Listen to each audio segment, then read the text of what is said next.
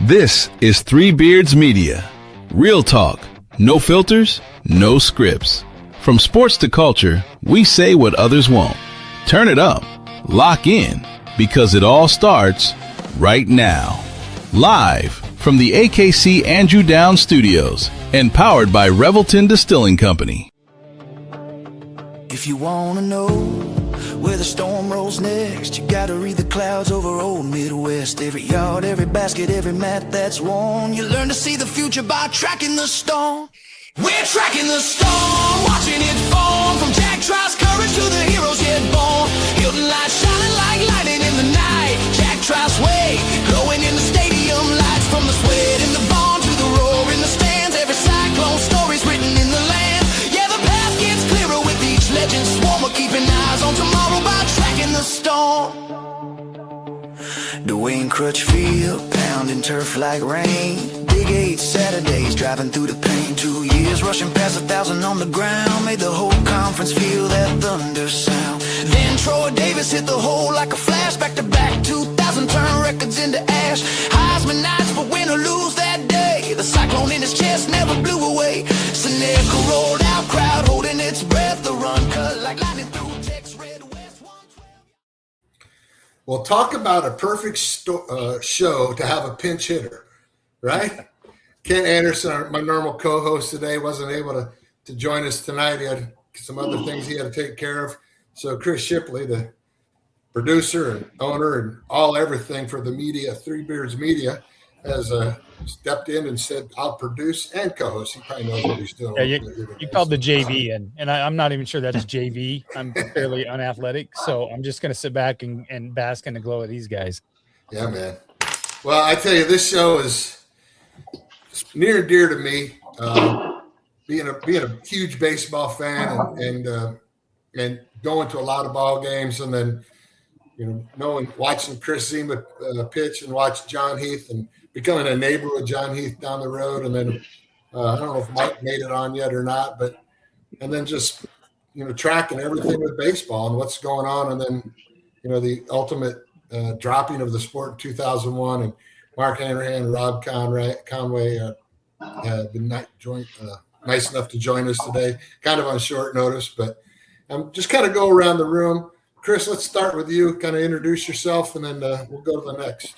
All right. My name's Chris Zima. I played at Iowa State from 84 to 88. Graduated in 89. Was a teacher for 35 years. Currently retired. Travel baseball coach. I pitched short relief, long relief, a little bit of starting, and just thoroughly enjoyed my time at Iowa State playing baseball. It was a blast. Awesome. Johnny. Yeah, Jon Heath. Grew up in Denver originally. Didn't know what the heck the Cyclone was or Iowa State was, man. I got recruited. First time I've been east of Denver. And first education was in wind chill factor. On that out in the fall. Played a little bit of outfield my senior year. And I was there from 82 to 86. Crossed over with Chris Zima a little bit. And kind of proud to say that I've got a daughter right now who's going to graduate this December from there a semester early. So currently living in Minnesota. My baby brother, 7 years younger than me, played linebacker for the Gophers, and he invited me up on a fishing trip, and been here for 30 years. Awesome. Happy to be here. Thanks for having me. Mark Hanrahan. Mark Hanrahan played Iowa State 2000 and 2001. Originally from Norwalk, Iowa, but transferred in from a junior college in Florida. Starting pitcher and closer in 2001. 2000 did a little bit of everything pitching wise. Had the distinction of getting the last win at Cap Tim Field against number 1 Nebraska, and through the last pitch ever for Iowa State baseball. Now living back in Norwalk, coaching travel softball, giving pitching lessons, and working for an electrical distributor. So, excellent. And Rob Conway, are you on? Nope. Rob or Mike, are you there? Yeah. You know what? Hold on. Can you guys hear me all right? Yep. Rob Conway. I played with Mark both 2000 and 2001. I was a JUCO transfer from California. Lots of JUCO transfers that year in 2000, the fall of '99, out in Northern California. And then I grew up mostly in Juneau, Alaska. Yeah, I'm here. Busch. Oh, go ahead, Rob. State for the 2000-2001 year, and then Mark and I actually played in the same Frontier Baseball League team for a couple of years after Iowa State. So, and then bounced around a little bit and ended up in Arizona. I've been here for almost 20 years now. Excellent. And is Mike on? Mike, can you hear us? Here you Got him on the stream. There you go. Yeah, we're going here now. Maybe it's my desk getting the way. How we doing, guys? Awesome. Mike Busch, you would tell us a little bit about you, what you're doing nowadays when you got to Iowa State and all that kind of fun stuff. Yeah, you guys are going in and out here. I'm losing you here in parts of it. Can you hear me now? Yep, we can hear you now, Mike. Yeah, wonderful. Good. What's going on? What's the question? We're just a little bit about your background and what brought you to Iowa State. Well, I'll make it brief. Played football 86 through 89, baseball 87, 88, 89. Fortunate enough to be pretty successful in both. Had a pretty nice pro career in baseball, and then now I'm a financial advisor. Here we go. Awesome. Well, I know Mike was a freshman when I was a senior, so he played tight end, All-American football and All-American in baseball. So he had as he said, an illustrious career. Talking a little bit about Iowa State baseball. I mean, back then in the Big Eight, I mean, that was two of the top teams in college baseball was Oklahoma State. I remember going to just about every home game. I mean, unless we had practice in the spring, Tom Stoniak and I would be sitting in third base line right behind the third base dugout, the opponent's dugout, drinking at least 4 bottles of Old English 800 and talking as much shit as we possibly could. And we missed very few games. We had another tight end, Dave Benoit. He was from Chicago. He'd come in with a cooler full of old style, just old, Chicago style beer, and came in and we'd sit in the stands and just talk this shit like you can't imagine. So this bullshit, we can't have alcohol at football games along the sidelines. We broke that rule a long time ago, back in the day. So it was an awesome time. We went to damn near every game. It was such a fun environment. I don't know what it was like from the dugout perspective, but we were pretty rowdy on the third base side. I know that was a lot of fun. So. We could hear you guys. You must have been one of the yahoos that when Jimmy Wellwander was getting ready to set a stolen base record. I remember back then, man, it was the big boom box. Somebody was sitting down there, and Jimmy would get on first base, or we're in the dugout taking bets on whether he's going to steal on the first or second pitch. It wasn't if, it was when. And I remember it must have been one y'all, because you sat down there and you turn on that boom box. It was the theme from the Lone Ranger, and it was just blaring. And that poor pitcher was over there going like, oh, my God, what am I going to do? Had to be one of you guys. It was a great time, man. We had an absolute blast. I remember Oklahoma State came to town. I think it was 87. They were really good. And I cannot think who the pitcher was that beat them like 3-2 on Sunday, I believe it was. Chris Zima, do you remember that game? Yeah, that'd be me. That was you. Yeah, I got both wins. I got both wins in relief in those games. They were like they had two lot. We split like 4 games with them that weekend, if I'm not mistaken. We split with them, and it was just everything went right. Yeah. So I mean, there were line drives hit all over the field, but they were hit right at people, or somebody would make a great catch. And I remember one play, Brills was playing third, Jeff Brilling, and there was just a ball smoked right at him. He caught it, and Ward was coaching the third base. He just looked at him and boom, threw the ball right down in front of his feet and ran off into the dugout. And it was awesome. Well, Stoniak and I are going to take some credit for that Sunday win, because we had Incavilla and one other guy off of that team at the cave-in the night before. We were doing shots all night long with those guys.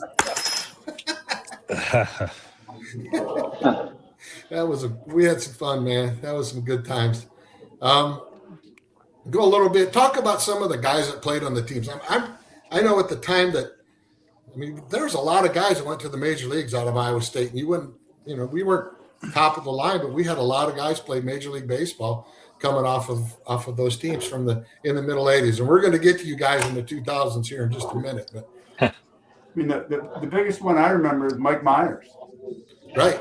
He was from Crystal Lake South, and he was a left-handed pitcher. And I can't tell you where he was drafted, but he, I think, played somewhere between 10 and 15 years for multiple teams. And he was just like a left-handed, kind of like that Milner guy you see for the Cubs now. I don't know if you guys watch the Cubs, but he hung around and just, made a career in the big leagues. I think he won a World Series ring with the Red Sox in 04. I think he would. I know he played he went from, I think, Yankees, Red Sox, or Red Sox, Yankees, or something like that, if I remember correctly. And I think there was one time where they asked him to eat up some innings in one of the games, and they kind of credited him for, just eating up all those innings so he could, kind of save all the other pitchers for the later games. Right. So he had a great career. Of course, Mike Busch, he played with the Dodgers.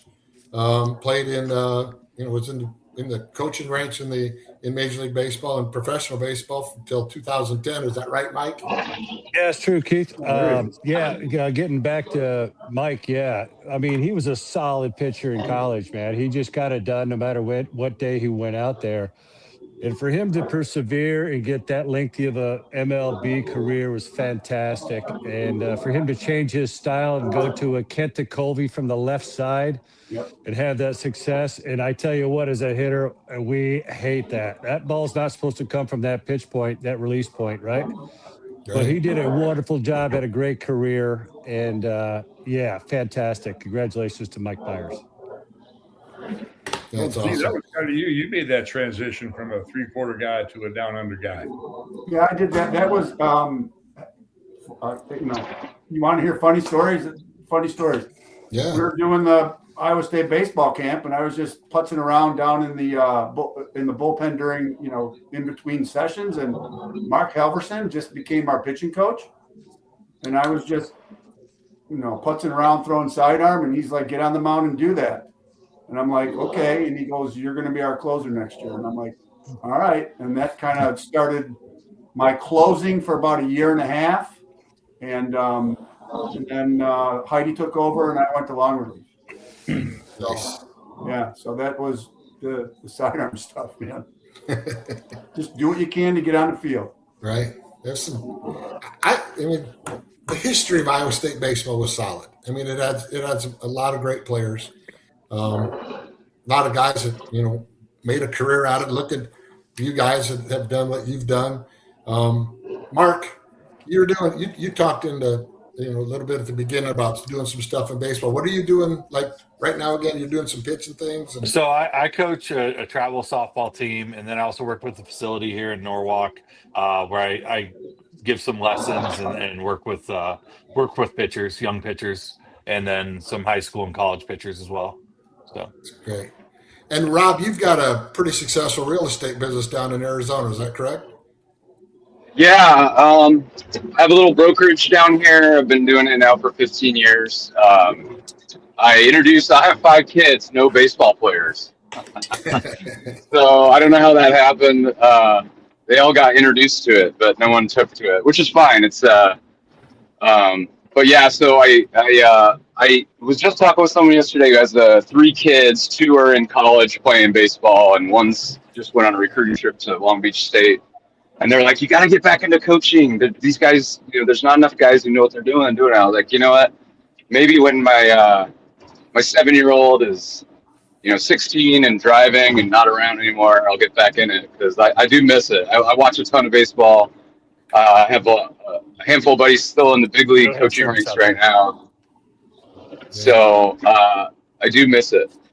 Yeah. Well, I was doing some little research with you prior to the show, and you made a comment about some maybe a person from Alaska had hit a home run. Was that like the first person from Alaska that hit a home run since you did in college baseball or something? You had that distinction of. It was. I didn't even. Yeah, I didn't even know this. But a buddy of mine that I played JUCO with sent me an article in the Anchorage. There's an online publication. There's a kid now down from Anchorage at Arizona State, and he hit 2 home runs in a game. And they said it's the first time since how many ever years ago? Were we counting 25 years? 25 years. That someone from Alaska, someone from Alaska hit 2 home runs in a game. And in a Division I game, and then they did like the total home runs for kids. I had no idea that. I guess I had the most college home runs, and I think I hit 2 home runs in a game twice. Once my senior year and once my junior year. But yeah, so that was interesting to learn about that. But I kind of want to go check out the kid from Arizona State. It's from Anchorage, sure. Probably. Pretty cool. Give him a few pointers from Alaskans. It's a rare thing, right? It's just tough to get out of there and actually get good coaching to get out of there. So sure.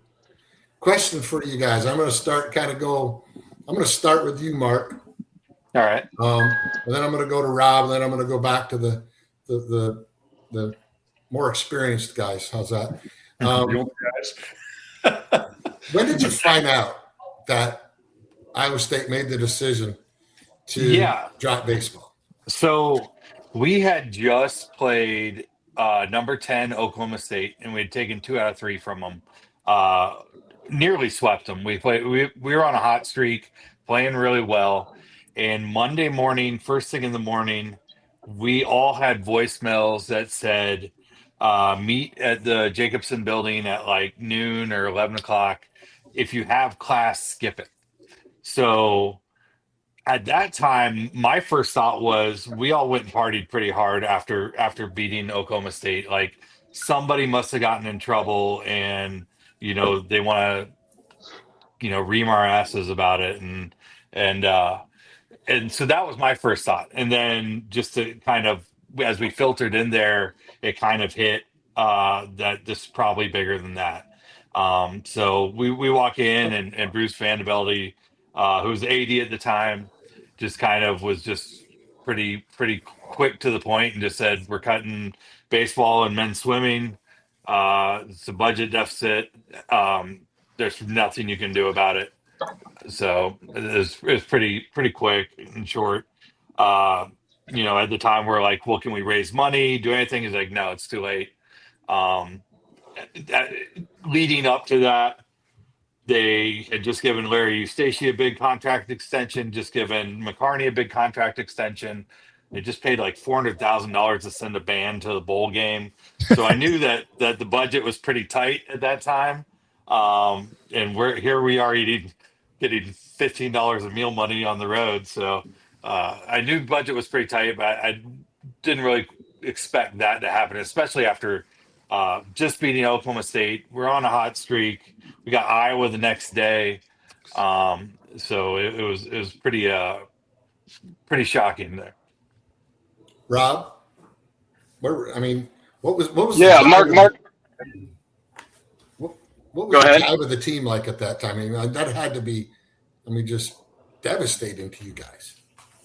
Yeah, so a little more background in that is when I came in and when Mark and I both came in 2000, it was kind of it was a heavy junior college transfer class at that time. So we came in and we were just at the bottom of the Big 12, and just the mentality of winning was not there. It was just like happy to be there kind of mentality from guys who'd been there for a while. And then guys like Mark and myself and a lot of California JUCO guys they're kind of cut from the same cloth. Like JUCO back then, and probably still now, the coaches are really intense. They want to win. They're like, those guys put their pants on the same way we do. There's no reason we can't hang with. So in 2001, we had changed the assistant staff. Larry was there, but our coach Lyle, was there, but the assistants had basically come in and put us through a lot of mental tests in the fall, like 6 o'clock wake up for a workout that we didn't know about. We'd get pulled out of the bars, the day before. They call on the phone tree, get on the phone tree. We have to go pull people out of the bars.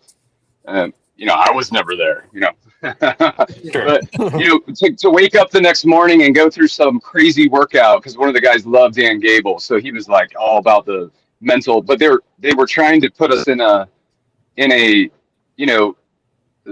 put us through some mental hoops to like turn it around, turn the program around, and be like, hey, we can win here, no big deal.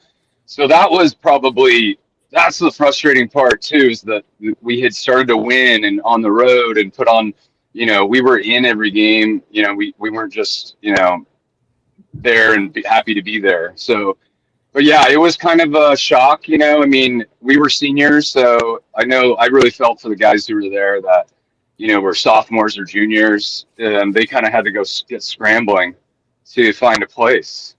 And that I felt really kind of bad for them. But we used it to our advantage. We definitely said, hey, you know what? Screw this. Let's go out and, we got nothing to lose now.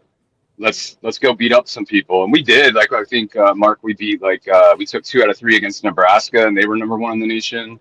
And the Oklahoma State team. Texas, we beat 2 out of 3. We did some damage against some top-ranked, top 25 teams. So we kind of used it and had some fun with it. And the coaches were a lot looser with letting us kind of do our thing, which was nice, because in the fall that was not the case. Yeah.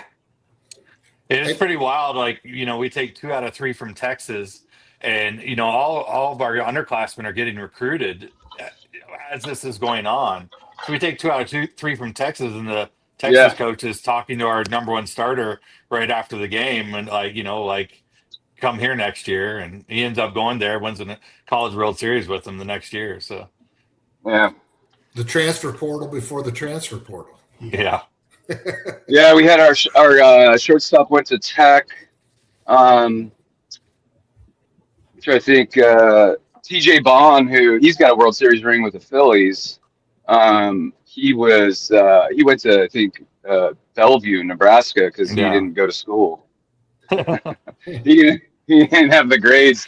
That guy was a super talent, though. Yeah, that was another thing, is some guys took it really hard that had eligibility left and, didn't keep up with the academics. They mailed it in.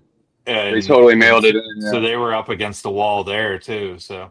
And Bushy, you were in Ames at that time, right? Or yeah, 2001, I was helping out. I was going through coming back from injuries to get ready for going into independent ball to try to make a comeback of some sort. So I was helping out early on, getting myself ready, working out with them too. I remember you. Rob. I remember you. You were. It was great. We got some good hitting lessons from you. Yeah. Opposite of what Coach Murph was teaching. Yeah. Well, whatever it is, I just implemented a little MLB into, the effort of getting better. So that I know it helped you for sure. But I see Alex Espinoza sorry, just real quick. I see Alex Espinoza just chimed in here. So, Alex, if you can hear me, man, I remember one play. Sorry, this is a football thing. I was a freshman. I was a rookie. I had a button route, and Alex had a freaking cannon for an arm. Little button route inside the linebackers, and he fired one at me. I turned around, tried to put my hands up, missed it, and it stuck right in my grill. A true story. I go, man, I got to turn this shit up real quick because this is the big leagues here. Really, back in college, that was a great story. Yeah, Alex, love to hear from you, dude. But Alex 2000. Alex was a great baseball player. He was a freaking amazing shortstop. Amazing. Oh man, I bet he could have been a closer, man. He could have threw to 100. Yeah, he was big. He would have. But anyway, 2000, 2001. I think I heard a question. I was kind of chiming in and out here. When did we know that the program was going to be cut? Yeah, we kind of knew. Jerry McNertney, if you remember Jerry, he was a coach when I was playing. And he got some a catcher, and he was a catching bullpen coach for, I think, Boston. Anyway, we found out about that a lot earlier than most people. And who was that AD that came up from? I think it was Okie State, Vandevelde. Is that accurate? Yeah, that clown. And he goes, "Yeah, man, it's all about funding. We just don't have the dollars for that." Oh, okay. Jerry and I went out and called all the people we knew. We had $10 million committed to the program to fund it, which at that time, I'm sure that would have covered for a long time, right? Mm-hmm. He had told us at one point, if we got 8, that would endow the team for like 10 years, he said. And then he took it back. He took it back like right away. Yeah, so we had that because you guys stepped up and did it. So. Yeah, brother, we had that committed, and we walk in there. We're strutting like Banny Roosters walking into his office, right? Because we got this commitment, and we lay it on his table, and this, that, and the other. And he goes on this spiel that, man, that's wonderful. Let me see what I can do. All this bullshit type stuff, and I'll get back to you. And then all of a sudden it drops Title IX. That's what it was all about. That, we had the funding, not a problem. It was Title IX. And Jerry and I look at each other. This is BS. And, I think Iowa State's our oldest sport, right? Mm-hmm. And we had it funded.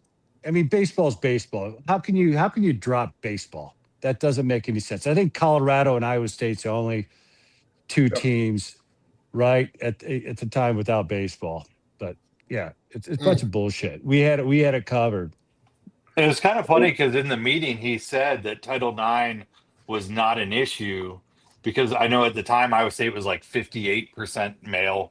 So Title IX really, we're pretty compliant with it. So for him to then come back and say that just kind of shows how much he talked out of both sides of his mouth. I mean, just as as a job, as a career for him. So he was gone shortly after that, wasn't he? Yeah, right. It was a stopover for him, right? So we already knew that it was all BS what he was trying to do there, and political, whatever you call it. We had it saved. And he had no interest in fundraising. Where Gene Smith was there before, who was a big fundraiser, had a lot of big ideas and big goals. And obviously Jamie is there now as, king fundraiser that the school's ever seen. So, but Bruce had no interest in fundraising at all. So I'm looking at Bruce. Bruce actually started in 2000 and he lasted till 2005. So one of his first decisions was to cut baseball. Yeah. Well, what you guys just described is something I've long said, which is a huge difference between can't and won't. Yeah. Can't means it's not physically possible. Just there's no way to get it done. Won't means it just takes a little more work that I'm willing to put into it. What you guys just described is, well, it's not that we can't, we just won't. And that's the most frustrating part, because I think, Mike, you were the one that was talking about Colorado.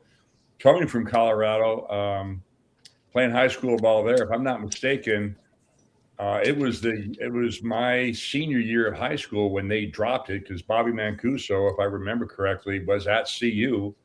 He's a Nebraska kid. He was at CU, and he transferred over to Iowa State when they were given that option. And it's just, Keith, you and I were talking about this. I mean, you're now talking about a school that's a member of what is now one of the 4 power conferences in this country. And in a day and age when there's all this NIL money they're throwing around, and you want to try to tell me it's a funding problem, that's bull. There's no excuse for not having one of the top 4 sports in the United States as part of your program. It's a shame. I'll add to that, John, too, real quick for you, Keith. Yeah, I think at the time it cost Iowa State $280,000 a season for the program. That's the number I remember. That's somewhere around there. Not a quote, but so I mean it was simple, right? And it's a lot of dough, but for a program for a D1 major university, man, that's we had it covered. We had it covered for a long time. So yeah, Vanderbilt was the worst possible thing that Iowa State baseball could have had representative. I spoke with Kevin Goodman and by the way, part of this show today is dedicated to Goody. That, I mean, maybe, I don't know if you younger guys know him or not, but the dude was all baseball all the time. And he went through some tough stuff, and we're not going to get into that. But the guy loved Iowa State baseball. He had put together, there was a text group, and I'm sure you were on it, Z, where we were talking about how to come up with different funding and different things. And I was on the board at Iowa State for the letter winners thing, and we had a meeting.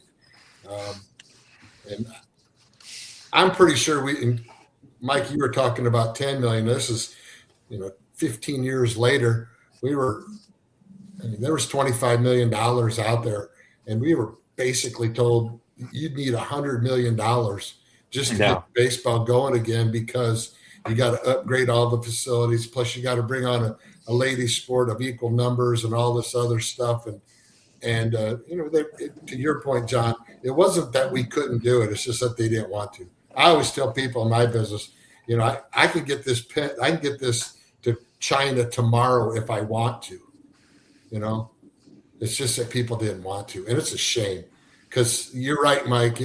I believe baseball was the oldest and first sport at Iowa State, if I'm not mistaken. Yeah, you're right. And to restart a program, I think it's virtually impossible. Yeah. Moving forward, which is unfortunate. Because and then another thing, Vanderbilt said that northern tier teams can't compete with the southern tier teams, which is absolute bullshit. Yeah, you can't, that's not true. 1990, we were in the Big 8 championship, and we had to beat those douchebag Oklahoma State guys twice. And we did it once, but I think if I remember right, whatever. But we competed, and then I think Notre Dame. I don't know if it's Indiana. Indiana's been great. Michigan's been great. Northern tier teams can compete. So, it was all a smoke and mirror thing. And unfortunately, we had to endure that. And there was nothing, absolutely nothing anybody could do to change the minds of the representatives at the top there, which was Vanderbilt or whoever was talking. Yeah, it's a pretty interesting excuse considering Nebraska was the best team in the conference for like 3 years at that time. So I just did some research. Iowa State won 4 conference championships in 36, 57, 70, and 71, and we're in the College World Series in 1957 and 1970. Pretty scarce for a northern school, you ask me, right? Can't compete. Yeah. BS, that floats really, really quickly to the top. So. Z, where were you, and what went through your mind when you heard? Basically, I picked it up like on some kind of news feed. I mean, and I was just shocked, because I just never thought, you heard stuff about it before, but I just never thought it would happen. And, talking with people, or like when I got into coaching and all that kind of stuff, and they asked, did you play college? And I'm like, yeah, Iowa State, and like, we don't have a team anymore. And people are shocked too, that, Big 8 back then was, there was nothing like the Big 8 conference in all the sports, football, basketball, baseball. And it's like, how can you just abandon a team basically from the Big 8? That was probably, back when I was there, was probably, the premier conference in the land, in my opinion. So it was just utter shock, basically. Heath, where were you?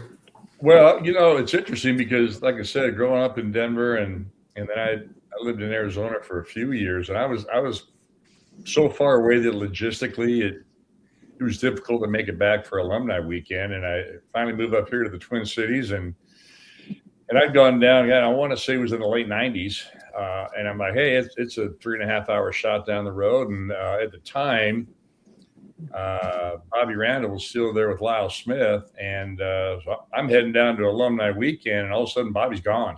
I think he went down and took a job at KU, and come to find out later that he must have seen the writing on the wall that Iowa State was ready to pull the plug. And went down, had a great time, and here I am, this neck of the woods, able to be closer and be around, and gone. And I was like, you got to be kidding me. So, very, very disappointing. And it's funny, Mike, you were talking about northern teams and competing. I remember being a summer after my senior year in high school, a bunch of us dudes from Colorado went to California, played in the tournament in Camarillo. And these guys are laughing and joking about us boys from Colorado just chucking snowballs around. We proceeded to whip their tail, took their trophy, and smiled and went on home. So it's geography doesn't matter. I mean, I think right now, isn't Kansas ranked in the top? I don't know. They're ranked high. Top 10. They're exactly Florida or Arizona State, Yeah, Kansas top 10 right now. Yeah. So Ship, how about you, buddy? Oh man, you know what? I was so kind of out of in 2000 and 2001. I just couldn't believe that we were losing a sport. And funny story is Mike Busch. I've never met you before. Mike Busch is the first guy I remember being somebody that was like an Iowa State athlete who was in the professional ranks, and that made me so proud. And I always remember that he had played football and baseball. And so actually Mike was the first person I thought of when they cut baseball, was because that was the first memory I had of a professional player of anybody going on professionally at Iowa State when I had started there in '88. So it's just a sad thing. And I don't know how much you guys, some of the older guys, are on social media or whatever else, but I can tell you that on Iowa State Twitter and with Iowa State fans, it is still brought up today that this team and this program should be back in here. Everybody misses it. Everybody hates the fact that we don't have baseball. It's just a travesty. Yeah. I was in Buffalo, New York, and I'll never forget walking into I was selling furniture in Buffalo, New York. And wherever I went, I always talked Iowa State, no matter where, when, how, whatever. And I still do it today. And I walk in, and one of the guys that I work with, he goes, man, I just heard that Iowa State cut their baseball program. And I'm like, I'm thinking he's kidding me. He's the same guy that we put an ad in the newspaper that he was having a garage sale at his place. Everything has to go, including the vet. And we said it started at 6:30 in the morning. So he had people knocking on his door. So I thought he was getting me back with a bad joke, right? And it wasn't. And I'll never forget that day. It still burns me today. And when Chris, I think I reached out to you a couple months ago about doing a show about baseball. Yep. And we had a few other things that came in where maybe it was a little bit more timely for what we were doing at that time. And I thought, we're in the middle of May, perfect time to do it. Let's do a baseball show.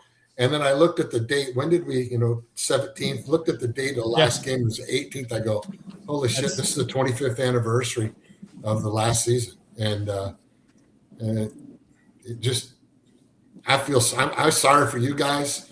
I'm sorry for everybody. I mean, it's a bad deal. And it's a really, really, really bad decision that a lot of people made. Let me ask this question. One of the things that this podcast talks about is loyal sons forever true. And Keith always signs off this show with that, from one loyal son to another. Does it bother you guys, especially Mark and Rob, since your guys' seasons kind of got ended and cut and whatever, but is it harder for you guys to have that full on love for Iowa State after they take that program away, or how do you feel about that? I'll let you go first, Rob. I'm the opposite of Annie, I think. I was pretty bitter. I had a hard time, still cheering for Iowa State athletics.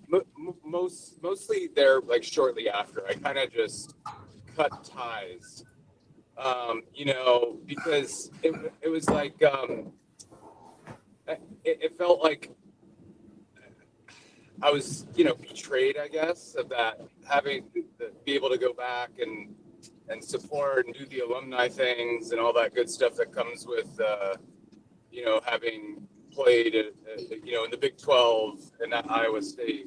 And so, I remember getting the Alumni Association letters for donations and stuff like that. And I was just like, yeah, right. Like, screw off, and so I was pretty bitter about it. I mean, I've come around now. I follow the athletics, but there's still that part of me that's like a little bitter about it. I mean, I'm not down the road, like Mark. So I know it's a little bit different, for someone like Mark who grew up, there and all that. But yeah, it's too bad. I'd love to go watch Iowa State baseball game at Arizona State now that they're in the Big 12, but I can't. Right. Yeah, I think I had a little different experience. I'm going to speak. Go ahead, Mark. Okay, I was just going to say I had a little Mark. different experience because I was here, stayed, relatively local. I did play a little bit of minor league baseball, but I always came back. I still had some school to finish up. So I still had some connection with the athletic programs because I had friends that played basketball and football, still followed those teams. So that kind of kept me a little bit closer than some others. And then living here, and the Letter Winners Club has, done a really good job of keeping people engaged and involved, but being able to go to games and things like that. But there is still that little thing in the back of your, kind of back of your stomach where, when like you get a request for donations and things like that, it's like why would I donate? That's always going to be hard for me, is like I'm not not gonna want to donate anytime soon for sure. I'll donate enough to get my tickets if that's needed, but that's about where it ends. But yeah, I like he said, I'd love to go. I take my daughters up to softball games all the time, and they've built a pretty good atmosphere there with the softball team. And it just makes me think, like, had they invested that kind of money into the facilities for baseball, what would it be like now? And it's just a lot of what ifs. But they moved that field, didn't they, Mark? It used to be Yeah. right over that field. Yeah, down there. they built a nice little complex there that's kind of right on the road, so you can see it from the road. It's not tucked away like it used to be, and it's a pretty nice little spot. Well, they have It's a just little. down the road, the towers, right? Where the towers Yeah. were. Yeah. So, can't remember. Oh, just kind of, disenfranchised. Chris, are you feeling that? Well, you know what? Before the podcast, I kind of just held on to the memories and tried to remember all the good stuff. And like for the last, 3 or 4 years, John and I his son would come up here to play hockey, and we'd meet every, for 3 years, hang out. And it was just like, 30 some odd years ago. But now hearing all this stuff about, and I didn't know about the money that, Mike was talking about, and you had the money, and that kind of is aggravating, yes. Yeah. It didn't have to happen, but it was done to us. You know what I'm saying? Yeah, I do. Mike, you've got the benefit of, both the football side of it and the baseball side. And I don't know how many letter winners come back from the baseball side for events. I know we get on the all sports trophy or the all sports reunion. I know there's 400 or 500 guys that come back for that, guys and gals that come back for that it'd be awesome for you guys to come back. Would love to see you there. Love to meet with you guys. Heath, it's always good seeing you when I get up to Minnesota and stuff. But, just Mike, you kind of looking at it from two different perspectives. I mean, I don't know how much you stay in contact with the baseball teammates that you had, but if you could kind of share a little bit about that, that'd be great. Oh yeah, Keith. I'm on a thread with all my old baseball buddies, players, teammates. A lot of them are listening tonight, for sure. They were asking for the thread. I gave it to them. Whatever you sent me, I sent to them. We are all still coming back. I still have season tickets to football, obviously. They all have a big tailgate again, north of the stadium. So there's a big support still, right? I mean, once you play, I've especially with what happened with Campbell. I mean, this is a baseball podcast.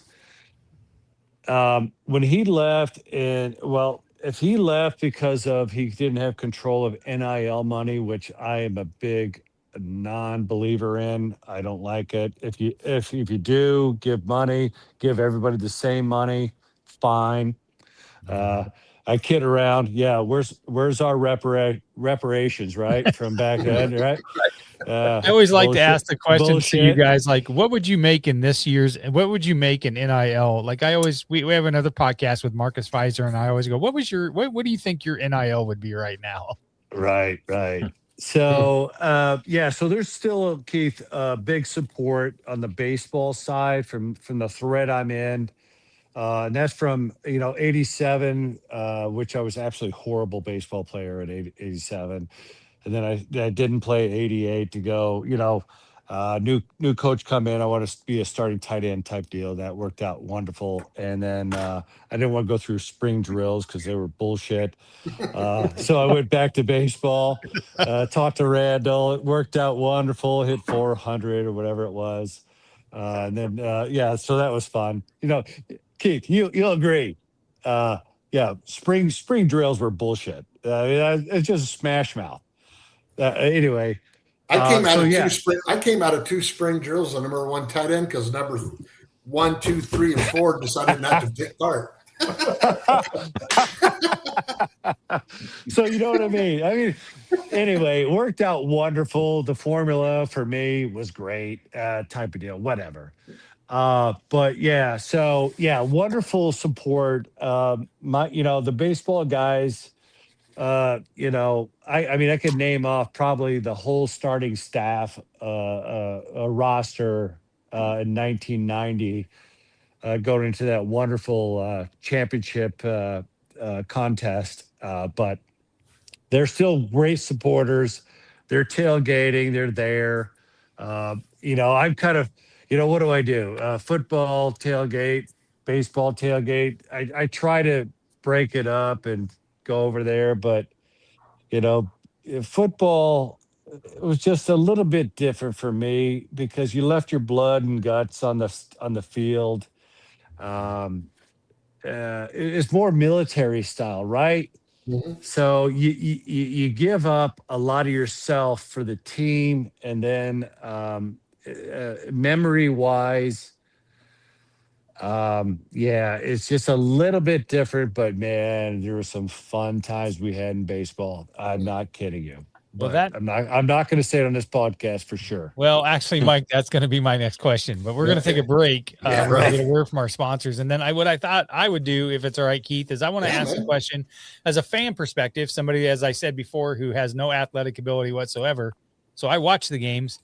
I always love to hear behind the scenes stories, right? What's some great memory that you had, or a fun story, or something that happened in the locker room, or something like that? You can now, what I like to call the statutes of limitations are up, so you can tell the story. Let's we're going to take a break here. We got about 4.5 minutes to get a word from our sponsors. And then when we come back, we'll ask some fun questions. Buying or selling a home is one of the biggest decisions you'll ever make. That's why choosing the right real estate team matters. The Jenny Farrell team with RE/MAX Concepts has been helping families across the Des Moines metro find the right home since 1998. Born and raised right here in the community, Jenny understands the neighborhoods, the market, and what truly makes a house feel like home. Whether you're buying your first home, upgrading your space, or preparing to sell, the Jenny Farrell team provides expert guidance every step of the way, from market analysis and listings to negotiations and closing. Their consultative approach means you'll feel confident, informed, and supported throughout the entire process. Jenny Farrell Team, RE/MAX Concepts. Call or text 515-779-7500. Visit jenniferfarrell.remax.com. Experience you can trust. Results you can move into.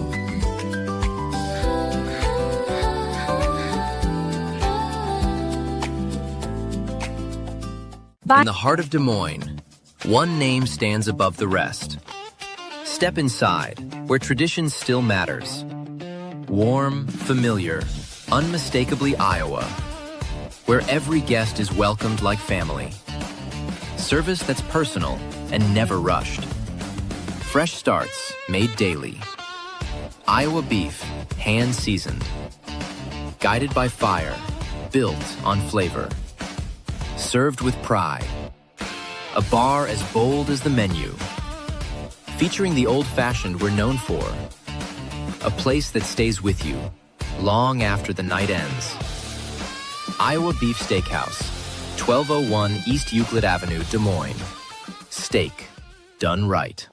Not every animal gets a fair shot, but that's exactly what Animal Lifeline of Iowa is here to change. Since 1986, they've been stepping in for the ones who need it most. Injured, abused, orphaned, and special needs cats and dogs across Iowa. This isn't just a shelter, it's a lifeline. As Central Iowa's only no-kill shelter dedicated to special needs animals, they provide life-saving care, rehabilitation, and the opportunity for every animal to find a forever home, no matter how long it takes. But here's the deal. They can only save as many lives as the community supports. So get involved. Donate online. Hit up the Animal Lifeline thrift store, where every purchase fuels their mission. Or, better yet, find your next best friend and adopt. Because every tail wag, every purr, starts with someone like you. Animal Lifeline of Iowa, where we provide much-needed TLC and a safe space until they find their home. Freight brokers and shippers, are you tired of drowning in emails, spreadsheets, and endless manual work? Introducing USFX, your AI-powered private freight command center. Simply email your PDF rate confirmation or bill of lading to intake@us-fx.com. In seconds, our AI captures every detail, sets up your shipment, verifies carriers, and launches a live digital workflow. No IT setup, no delays. Build your private carrier network instantly. Send bids only to your trusted partners and watch real-time tracking handle everything from pickup to delivery.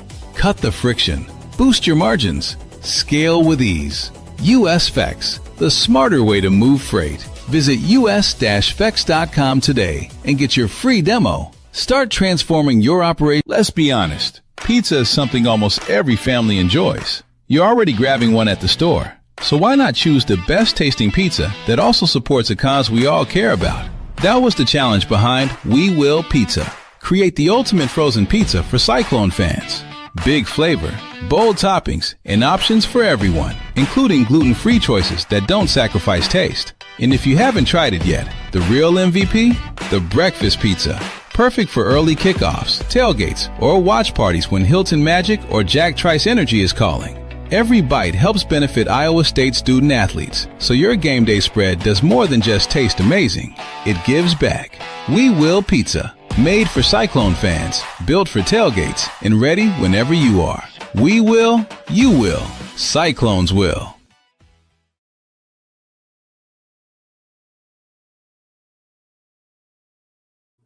All right. Little housekeeping here. You saw the ad for the Animal Lifeline of Iowa. Part of what Three Beards Media does a lot of charity and give back. So we always like to play that ad for the Animal Lifeline, and then we present an adoptable of the week. So this week you can adopt Alfie, who's a little 1-year-old deaf dog. She's super sweet, really good with other dogs and other kids. And right now they're running an adult dog adoption special for $50. So this is the only no-kill shelter in Iowa that handles dogs and cats that have special needs. So I just thought we would give you guys a quick update on Alfie, and you can contact the Animal Lifeline or for any of those. They had those puppies in the ad. They're now available for adoption. So there we go. All right. So I asked the question, statutes of limitations are up now. You guys can tell whatever story you want. I don't want to put any pressure on, but Gene Williams, when he was on my show once, told the story of doing naked gassers in the Cyclone Stadium to impress some women.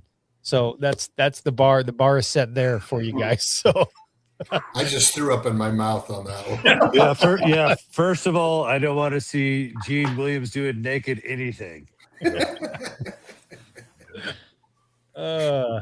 There's a guy named Tony Evans, was a 6'4", 6'5", 195-pound pitcher from Missouri, and Tony was a little redneck.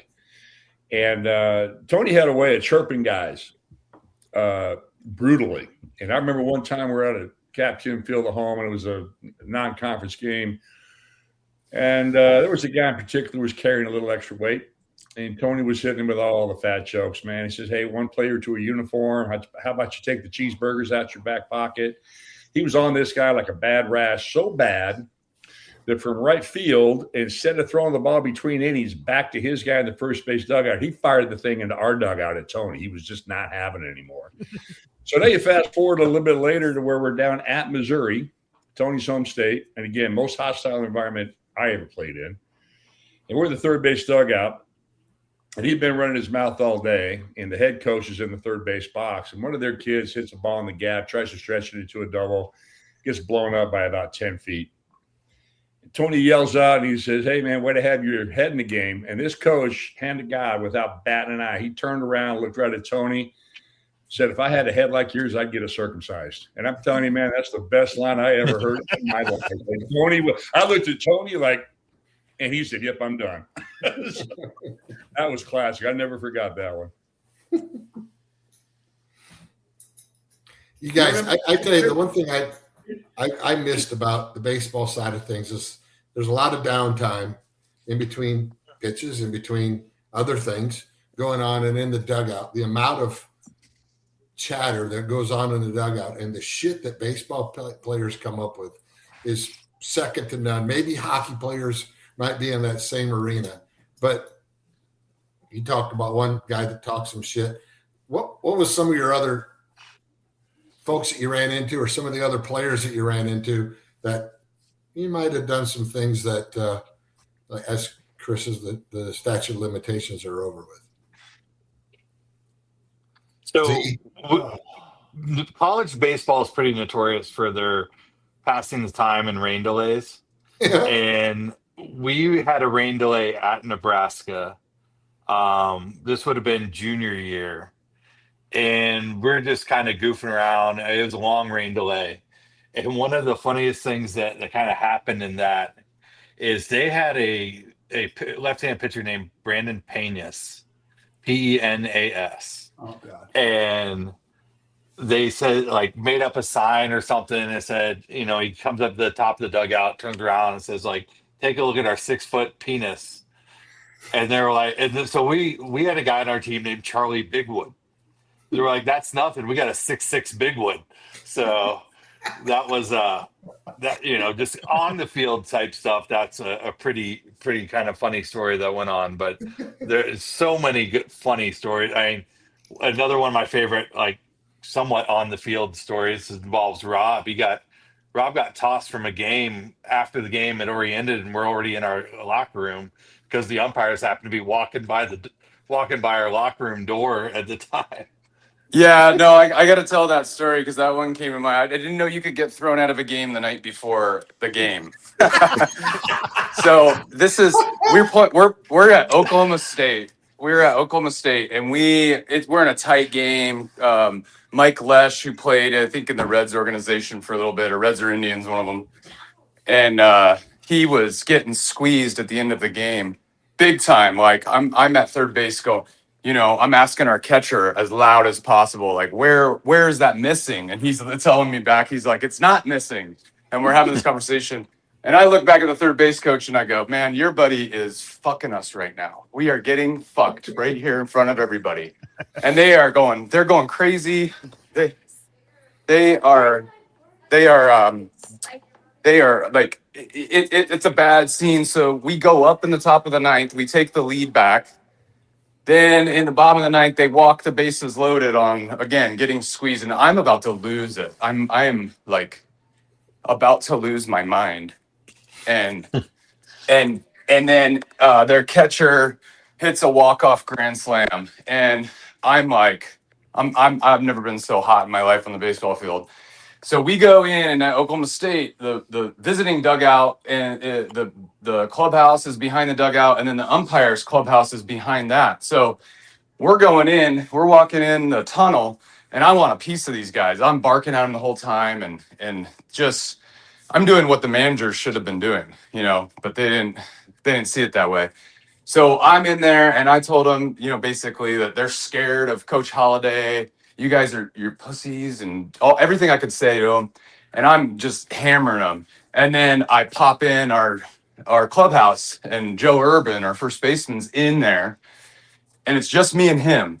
And the umpire, or I go in and I'm punching lockers and I'm going bananas. And I said something that crossed the line, was the last thing I said before I ducked into the clubhouse. The umpire swings the door open.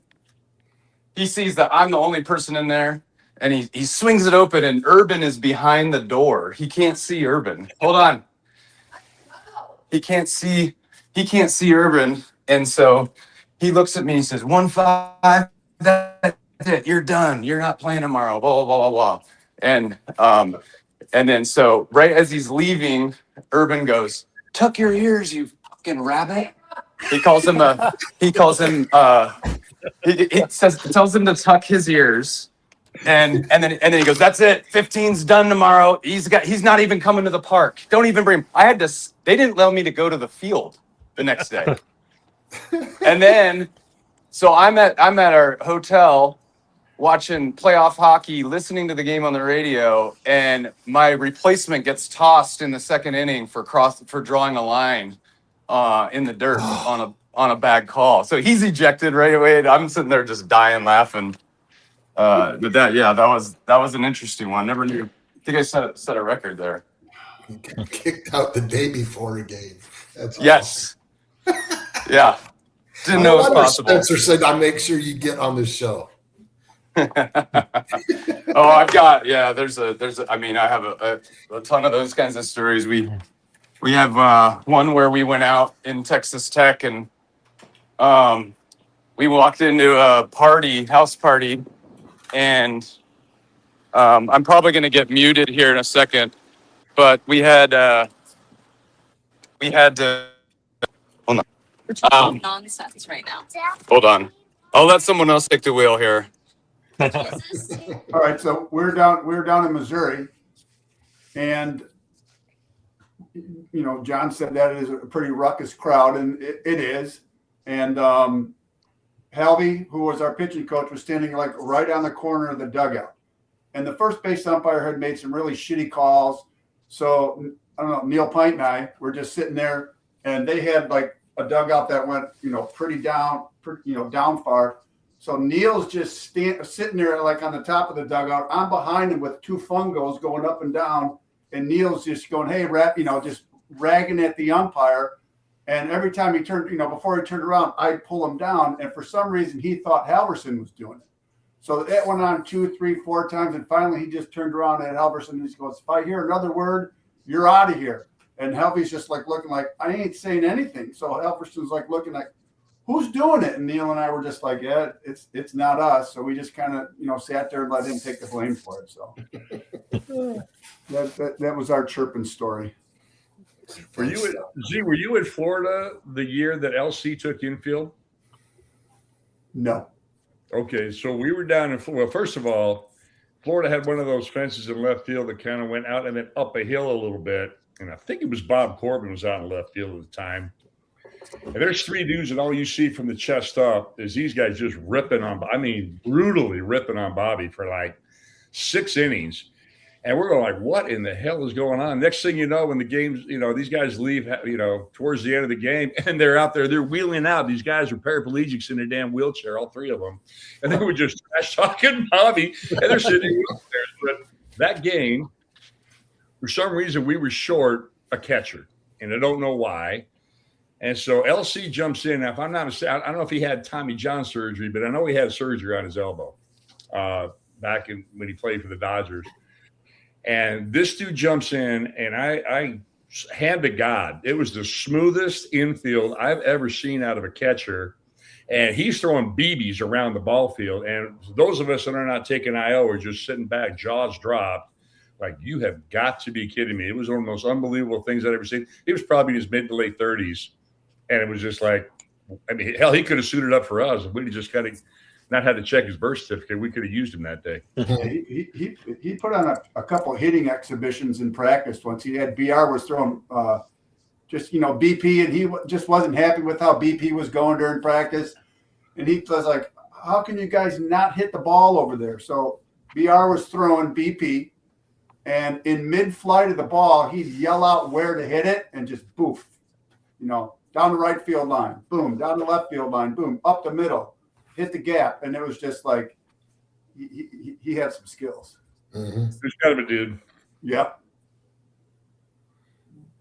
Well, and speaking of BR, the word on him at his playing days with the Twins up here is that they could never get to him turning 2. They could never take him out on a double play. And we're sitting there, and I'm a freshman, right? And we're out in the grass in the outfield, and we're working on turning 2. We got John Meyer playing second, Bobby Mancuso at short. And we're running hard at BR, we're running hard at these guys. And they're getting the ball and they're freaking out and they're throwing it all over the place. Well, Bobby steps in and says, Jesus, guys, this isn't that hard. And so now he's the guy turning 2. Well, who's up running? Yours truly. And I'm like, all right, I better get after this thing. So I'm running as hard as I can, and I am barreling down on this guy. And I go into my slide, and he don't even have the ball yet. And I'm thinking, Jesus, I'm going to knock my coach into the left field. And I swear to God, he got this ball, and it was like it never touched his hands. Just boom. And he just got that and stepped out of the way. And I thought I'm going to kill him. And he said, well, geez, you at least need to make it a little tough on me. And I'm like, holy cow, we're not in Kansas anymore, Toto. This is for real baseball here. So I took the baseball class with BR teaching it, and he was showing us how to turn a double play from the shortstop perspective, and then also from the second base perspective. And the fucker never caught the ball in the glove. It would just touch his glove. He was unbelievable. I never seen hands like that. He was catching it on the back of his glove. He was catching it off the heel. He was an amazing player. Basically, he went to second when Carew went to first base, I believe. It was about that time frame when Rod Carew went over to first for the Twins. I once asked him who was the worst guy coming down to second to break up 2. He goes, Dave Winfield. He goes, you can hear him all the way from first base to second, just grunting at you. So he had some. The cool thing about playing where we played at Iowa State with LC and BR, they had some really nice, rain delay stories and stuff that they would just tell us. It's like, holy cow, what a life they lived playing. So it was pretty cool. Well, Keith, you were talking about those baseball gym classes. Yeah. Now, we got Mike on here, football player. Keith, you play football. We're baseball. I'm going to drop a little something on some of our basketball players. We had 3 dudes in the class. Again, I'm a freshman. And I swear to God, these guys are throwing a ball around. They look like Woody from Toy Story. They're like, and they're trying to catch a ball, swatting at it. And they're all like, 6'5", 6'7", 6'9". I'm like, what in the ass? I go, what the hell is that? And they pointed over at Barry Stevens and said, well, that guy led Big 8 scoring last year. I'm like, you got to be kidding me. He said, yeah, they're all basketball players. Sammy Hill, Raynell Harris, they called him Baby Doc. He looked just like Daryl Dawkins. And I'm like, you know what? I'm pretty sure if we went to state gym, these guys would handle me, but at least I could look like I played the game. And I'll never forget Sammy, who was left-handed. He's like, John, show me how you do that, man. I said, all right, Sam, it's really easy. It's hard to see what I'm doing, but as a right-handed thrower, I'm picking up my left leg, I'm stepping and throwing. And Sammy's just, God, he's focusing on me. He's all intent. He goes, all right, I got it. He's left-handed. He picks up his damn left leg and he throws it. I'm like, Sammy, you're left-handed, brother. You got to do it the other leg. Come on, man. And I'm like, and they went to the Sweet 16 that year, if I'm not mistaken. Like, oh, good Lord. I mean, the athleticism, what do they say about baseball players? A baseball player can play just about any other sport, but you take a guy from outside of the sport and try to have him hit a baseball, it ain't happening. It ain't happening. It's the single hardest thing to do in sports, hitting a baseball. And those that can, I mean, it's incredible what they can do. And I feel like Mike Busch is awful quiet in this question, and he's the one that said, "Yeah, no shit." He's got stories that he can't tell in the pod. Right? He's got plenty. Oh, we heard some of them in 2001 for sure. He does have some good ones. Come I on, don't know. Busch. I don't. Hey, man, if you got to inject me into this conversation, so None of your customers are listening to you right now. Yeah, Really, they it's are. just us. And nobody listens to this show, by the way. Nobody listens to this show. Shrugs, Just they're us. always listening. Listen, I'll say. Oh, back to BR. Yeah, he used to infielders. He used to make us use a paddle on our glove hand for taking ground balls and soft hands, right? So that's how he did it. That's the magic, and receiving the ball softly and delivering it quickly. That's why Jon, I think it was Jon, that's how he received it and delivered it quickly. That's the pro way. Yeah. And then when I moved from first base to third base, I had Chico Rodriguez, a little 5'5" Puerto Rican dude that taught me how to play third base as 6'6" guy. He taught me how to play 5'5", right? Low, quick, and hands. He gave me a glove that barely fit my fingers, and he fired from 20 feet fungo bat balls to me for like 3 hours until I was just absolutely exhausted. That's how he never got hit. Wow. It was a quick release, soft hands release. You know, that was amazing. I didn't really understand that until I got to pro ball and moved to third base. But anyway, as far as stories, yeah. All right, I'm not going to say any names, but we were in frickin' Chicago, which I absolutely hate the Cubs. I'm a Cardinal fan by. Hey, Mike's got to go off the show now. I got to hang up on Mike. I absolutely freaking hate the Cubs. So we were in Chicago, and we're sitting there, and it's like the 5th inning, maybe the 4th inning, whatever. And one of the prestige relievers, I'm not going to say his name, he goes, Bushy, we have nothing to fucking do for an hour, maybe an hour and a half. Come on, let's go. I said, where we're going? I'm a rookie. Remember, I'm a journeyman. I go, dude, I can't go anywhere. What if I get called? If I'm not here, I'm effed. I'm gone. You're not. He goes, don't worry about that. I got it covered. All right. Somehow he talks me into it because I'm an adventurist, right? We go back in the locker room.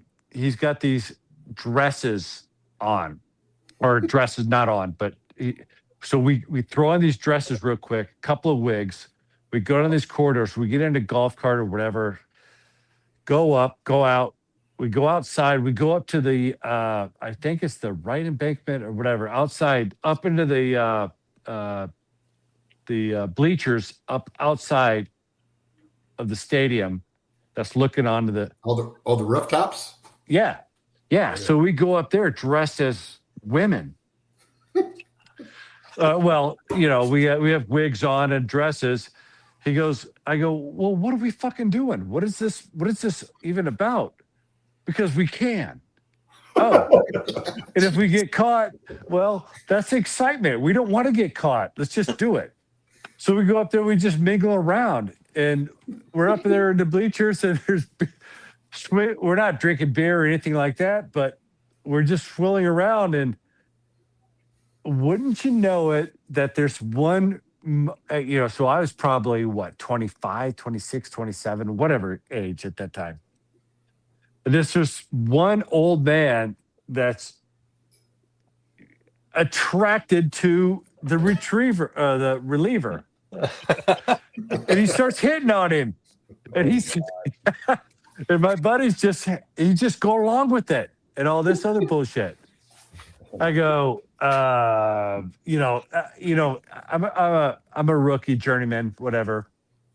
I just kind of peel off to the side, kind of like Shraggy, maybe a rookie party at Gibson's, after hours party at Gibson's house, if you know what I mean. Oh yeah. Well, that's a different story for a football side. Anyways, I go, dude. I'm going, man. I got to get back. Just in case, I got to get back. I'm stressed. I'm sweating profusely. I go, let's get the hell out of here. Anyway, that's my only story that I'm going to share tonight on that. Well, I will tell you that you beat Gene Williams' naked gasser story. Yeah, again, please don't bring that up again. I can't picture that. I don't want to picture that, Gene Williams. So I got one more story. It's which was a phenomenal athlete. Phenomenal athlete, by the way. The last memory of the baseball team kind of together. So at the Big 12 tournament there in Oklahoma City, they had put us in a hotel kind of away from stuff, but there was a strip club right across the street. And it was one of those old kind of motels that has the pool in the middle and the hotel rooms are all around it. And so we get back, and we had gone to the strip club a couple of nights already, and we were getting more meal money that trip too. And we had kind of gotten to know these girls that are working, and we ended up bringing them all back to the hotel to swim in the pool. And like some of our parents were out there and stuff, and they were just like, what is going on? And it was a wild party until very late hours. I think you were there, Mike, weren't you? Yeah, I'm not going to commit to that. but yeah, it's just like, it was a great way to kind of go out after losing that game. And we had just beaten Baylor the night before, and we're kind of on a high then. And then just the Oklahoma State game, the last game that we had, it was never a contest. We gave up 10 in the first, and it was over right away. Although I think we got 5 back in the bottom of the first. I think Urban hit a home run, but it was kind of like over, and we kind of saw the writing on the wall, and so we certainly had fun when we got back. Hey, which one of you two want to tell the story of Incavilla's home run? You mean the one that's still in orbit? Yeah. Z, were you on that team? That was my redshirt year. I didn't make the trip down to Oklahoma State. No, this was in Ames. Ames. Yeah. Oh my God. Yeah. That I know. Shrugs, that's not farther my epic home run, right? Well, yours landed. His hasn't yet. I thought you were talking about the one he hit at Oklahoma State, and then JR pegged him the next time he came up. I thought that's the one you were talking about. Jerry Myers? Yeah. I heard the story. You tell it, because I was at home. You got to remember, Okie State, that wind blew out 45 miles an hour out to left field every day. The launching pad. Yeah, we're down there. Pad. It was Ventura was on that team, Jimmy Berrigan, Pete, right. And I always remember Ventura being a pretty decent dude. By and large, there were a bunch of jackasses, including Ward. Completely. And Pete was a dick. And Jerry Myers was pitching. I think he was a sophomore. Oh, and he ended up plunking Pete, and Billy Argo's behind the plate, another sophomore. And Pete's like, sticking his chest out and like he's going to take a step towards the mound. I'm like, relax. So he goes down and then he gets knocked, base hit, scores it. Well, Billy Argo's like 2 steps in front of the plate just with his, hand on his hip. There's no play at the plate. And this jackass turns, steps inside home plate and trucks Argo, like Billy did anything. I'm like, oh, now listen, I wouldn't have had to try to hit anybody. I was always as wild as the mountain scenery anyway. I couldn't find a with a map and a compass. So just put me in there, and hell, I'd have thrown a ball that would have rolled up and in on him, and we'd have been done. But Zima would have had to try because Chris was dialed in on the strike zone. I'd have been a little easier to plunk somebody. The home run I'm talking about was against Troy Evers. Oh. Yeah. The recollection on Chris's face is great. Well, there's that field line, and I swear to God, I think it cleared the trees that are like what? Yes. 60. It landed on the roof of the frat house past the trees. Yeah. Oh my God. That was just over the house that I rented. I know the frat house you're talking about. Yeah. That's a bomb. Yeah. I mean, you guys were giving him shit for years. I mean, he still gets it. I was hoping he'd be on the show tonight, but he probably didn't because he knew he'd bring the story up. But Troy was a great pitcher. He was a tremendous pitcher. He was, yeah. He threw a nasty curveball. Yeah. Well, Mark, you were talking about strip clubs. We were down in New Orleans. I think that would have been my senior year. Oh, yeah. I remember this one. Go ahead. Are you? So we're down on Bourbon Street. Were you there, Chris? Yeah. So Eddie Grabelny, Billy, who I think Eddie was a walk-off, wasn't he? Yeah. Yeah. So we're, first of all, yeah. Oh, yeah. Bobby Randall gives us the speech. And hey, fellas, remember, you're here representing the university and, keep it together. And we're like, yep, sure. And we get down on Bourbon Street and, we end up in a strip club. And of course, we're right there on front row.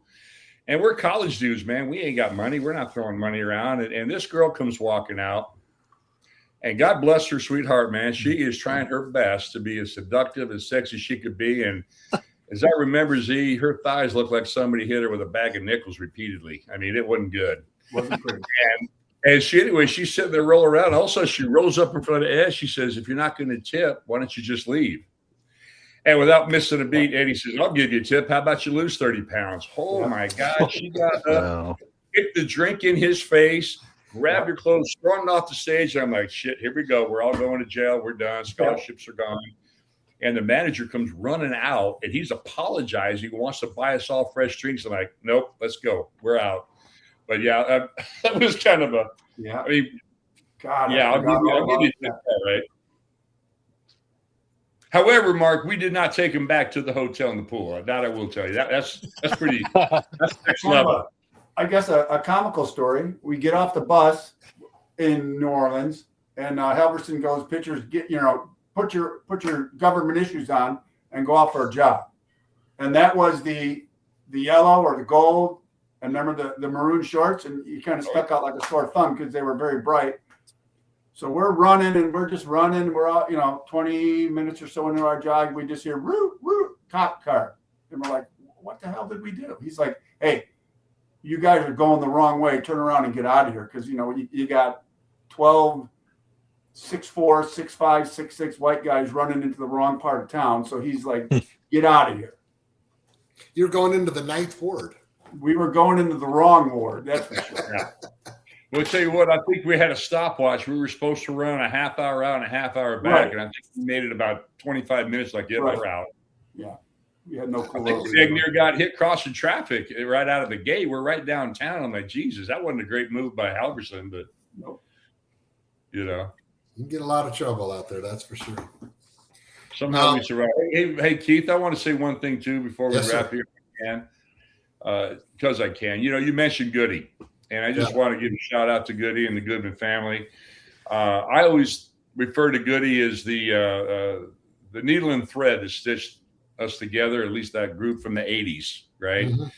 And he did a heck of a job, like a baseball guy through and through, walk-on, and great guy. And he's a lot to do with why some of these tailgates have had so much success. So, and married a girl that was a diamond darling, right? Dana. who was a Diamond Darling with us. So, yeah, I just want to shout out to Goody. He's a hell of a guy, and we're sure going to miss him, and a lot of love to the family. Sure enough. Rob, are you still there? I think Rob dropped off. Okay. Keith, do you want to do your storm anchor amendment? Yeah, man, where do we go with this one? We got I think you give everybody a shot. Make one rule. There you go. Well, there's been a lot of things going on in college athletics and professional athletics and other things going on. And we have a little part of this show where you're king for a day. So we're going to take about a 20-second break, and any rule that you guys can think of in college sports that you want to change, it's your time to change it. Think fast, because this is a really quick break.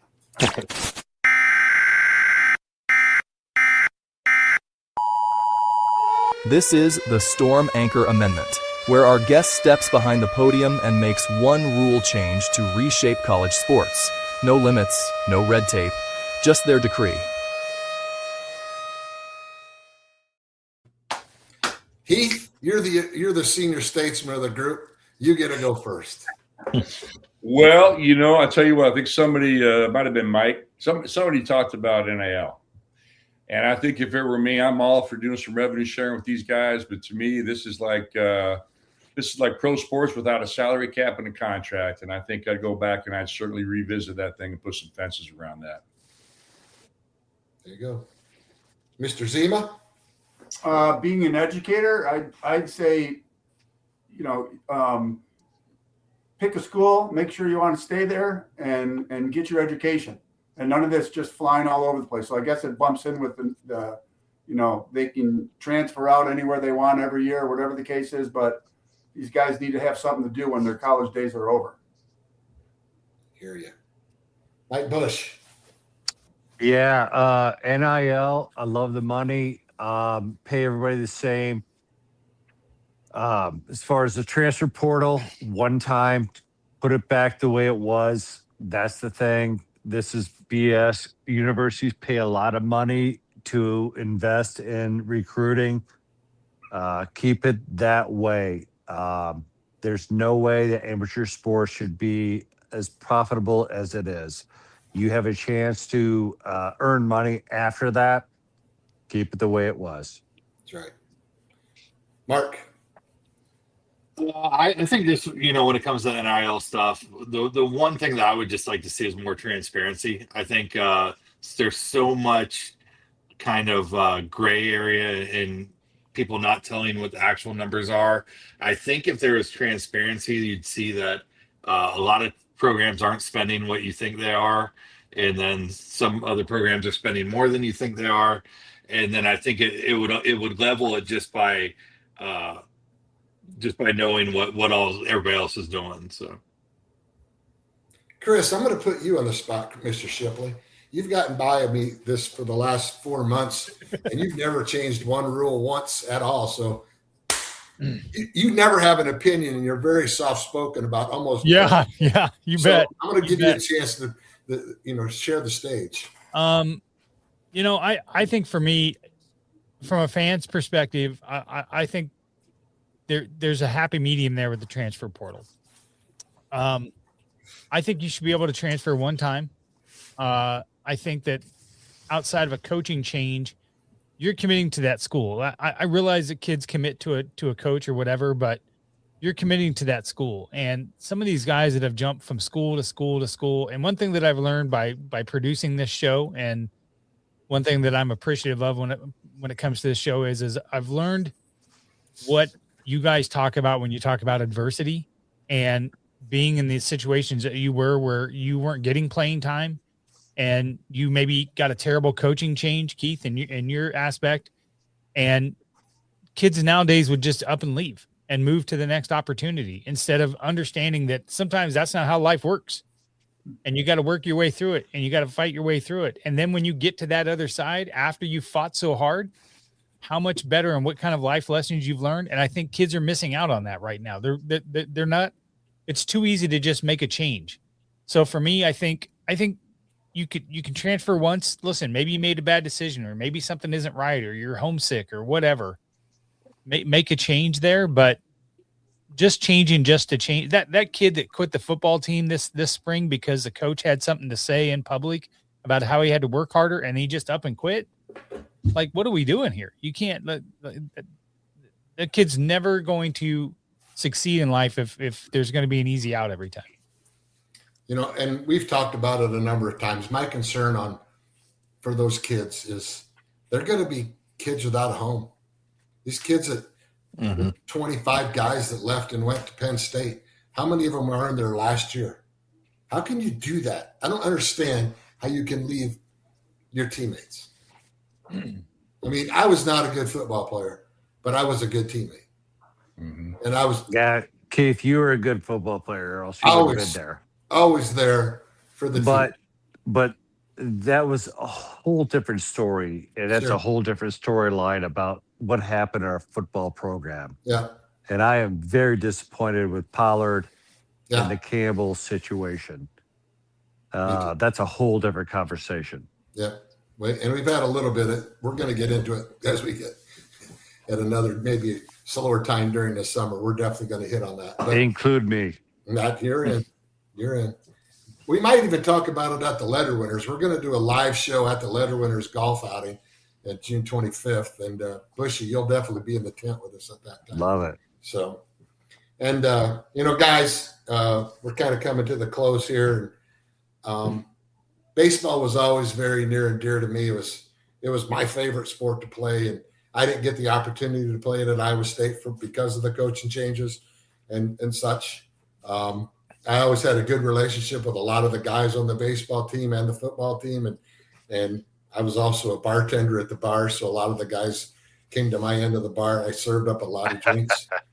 Not all of them charged, since we're past the statute of limitations. Statute of limitations We're are going over. to talk about the cave-in, are we? Yeah. Only the cave-in, and always forever the cave-in. For you young guys, that's called SIPs now. But, this show means a lot to me, and the opportunity that Chris has given Kent and I to do this show.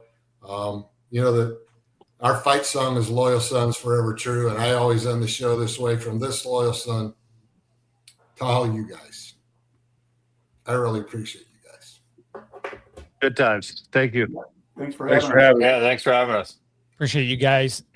Keep a listen to Three Beards Media and the rest of the podcast. We got Side of the Storm coming up later this week.